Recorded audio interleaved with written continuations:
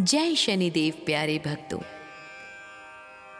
भगवान शनिदेव और उनके स्वयं के गुरु भगवान शिव दोनों के बीच ऐसी घड़ी आई, ऐसा वक्त आया जिसने न्याय की सर्वोच्चता का एक अद्भुत उदाहरण पेश कर दिया।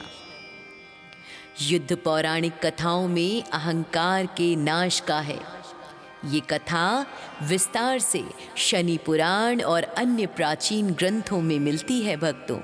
और आज इसी युद्ध और घटनाक्रम का पूरा वर्णन हम आपके लिए लेकर आए हैं। इसे ध्यानपूर्वक श्रवण करें और साथ ही अगले चरण में हम आपको शनिदेव और राजा हरिश्चंद्र की कथा भी सुनाएंगे। तो अंत तक हमारे साथ बने रहें और अपना प्यार देते हुए चैनल को सब्सक्राइब कर लीजिए, वीडियो को आगे शेयर कर दीजिए। तो भक्तों, भगवान शिव शनिदेव के गुरु हैं और उन्होंने ही शनिदेव को न्यायाधीश की पदवी दी थी। एक बार शनिदेव कैलाश पर्वत पर पहुंचे और भगवान शिव को प्रणाम करके बोले, हे महादेव, कल से आप मेरी वक्र दृष्टि पड़ने वाली है, अतः आप सावधान हो जाइए। महादेव ने मुस्कुराते हुए कहा, पुत्र शनि, तुम अपने गुरु पर ही दृष्टि डालोगे? क्या तुम जानते नहीं कि मैं कालों का काल महाकाल हूं? शनिदेव ने विनयपूर्वक उत्तर दिया, प्रभु, मैं विवश हूं। आपने ही मुझे न्याय का कार्य सौंपा है, इस विधान को सौंपा है। आपकी बनाई गई व्यवस्था के अनुसार कोई भी मेरे न्याय से मुक्त नहीं हो सकता, चाहे वह देवता हो या स्वयं महादेव। अगले दिन जब शनि की दृष्टि का समय शुरू हुआ भक्तों, तो भगवान भोलेनाथ ने सोचा कि देखें शनि मुझे कैसे ढूंढते हैं। महादेव ने अपनी माया से एक विशाल हाथी का रूप धारण करके पृथ्वी पर एक घने जंगल में जाकर छिप गए। उन्होंने सोचा कि हाथी के रूप में वे शनि की दृष्टि से बच जाएंगे। वे पूरा दिन हाथी बनकर जंगल में विचरते रहे और शाम होने का इंतजार करने लगे। जब शाम हुई और शनि की दृष्टि का समय समाप्त हुआ, तो महादेव पुनः अपने दिव्य रूप में प्रकट हुए और कैलाश लौट आए।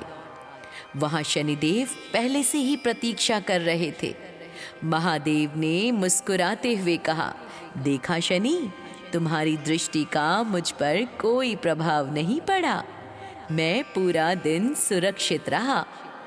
तब शनिदेव ने हाथ जोड़कर कहा, क्षमा करें महादेव, लेकिन मेरी दृष्टि तो आप पर तभी पड़ गई थी जब आपको त्रिलोकी के स्वामी का पद छोड़कर एक पशु बनकर, एक हाथी बनकर दिन भर जंगल जंगल भटकना पड़ा।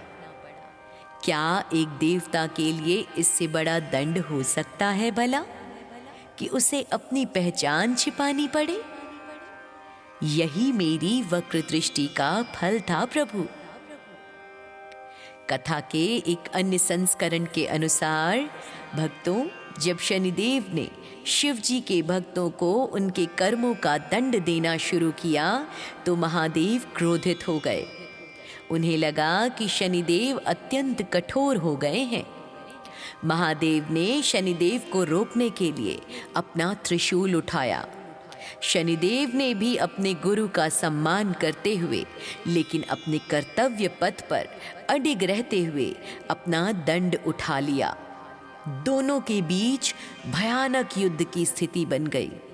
पूरा ब्रह्मांड कांपने लगा। अंत में शनिदेव ने शिव जी के समक्ष तर्क दिया कि प्रभु, यदि आज मैं आपके कहने पर किसी दोषी को छोड़ दूं, तो संसार से न्याय का विश्वास उड़ जाएगा।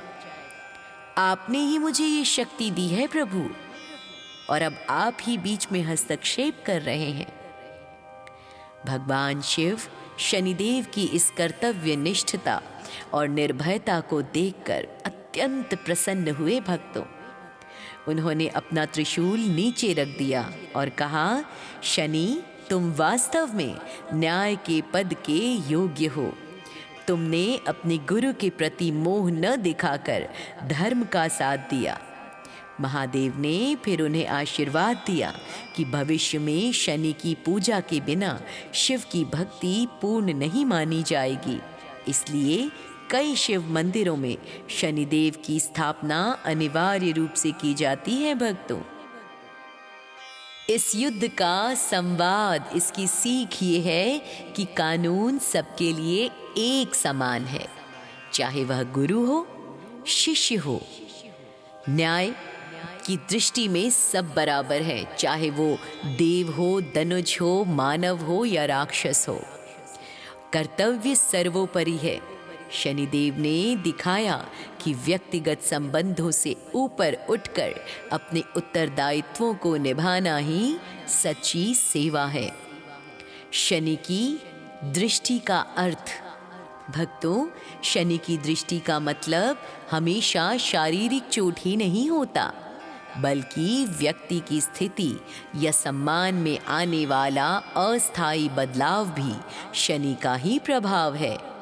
तो भक्तों, आइए अब आपको इसी के साथ सत्यवादी राजा हरिश्चंद्र और शनिदेव की ये कथा, जो धैर्य, त्याग और सत्य की पराकाष्ठा है, आपको हम सुनाएं। ये कहानी हमें सिखाती है कि शनिदेव जब किसी की परीक्षा लेते हैं तो वे उसे उस सीमा तक ले जाते हैं जहां इंसान का अहंकार पूरी तरह नष्ट हो जाता है और केवल शुद्ध आत्मा बचती है। राजा हरिश्चंद्र अपनी सत्य निष्ठा के लिए तीनों लोकों में प्रसिद्ध थे।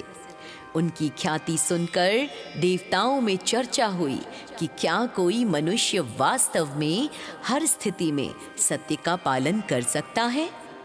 शनिदेव ने इस परीक्षा का उत्तरदायित्व संभाला। एक रात राजा हरिश्चंद्र ने स्वप्न में देखा कि उन्होंने अपना सारा राज्य महर्षि विश्वामित्र को दान कर दिया है। अगले दिन जब विश्वामित्र उनके दरबार में आए तो राजा ने अपने स्वप्न को सत्य मानते हुए अपना पूरा साम्राज्य उन्हें सौंप दिया। लेकिन दान के बाद दक्षिणा देना भी अनिवार्य था। विश्वामित्र, जिनके माध्यम से शनिदेव परीक्षा ले रहे थे, उन्होंने भारी स्वर्ण मुद्राओं की मांग की। राज्य तो दान हो चुका था, अब दक्षिणा देने के लिए राजा के पास कुछ भी नहीं बचा। अपनी सत्य की रक्षा के लिए हरिश्चंद्र पवित्र नगरी काशी पहुंचे।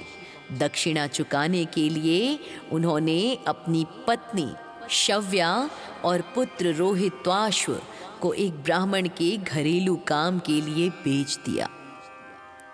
स्वयं को एक चंडाल श्मशान का रखवाला के हाथ बेच दिया। राजा का महल छूट गया और वे श्मशान के मुर्दों के कफन का कर वसूलने का काम करने लगे। ये शनिदेव की वक्र दृष्टि का चरम काल था। भक्तों, शनिदेव की परीक्षा अभी समाप्त नहीं हुई थी। एक दिन बगीचे में फूल तोड़ते समय उनके पुत्र रोहिताश्व को एक जहरीले सांप ने डस लिया और उसकी मृत्यु हो गई। उनकी पत्नी शव्या अपने मृत पुत्र के शव को लेकर श्मशान पहुंची।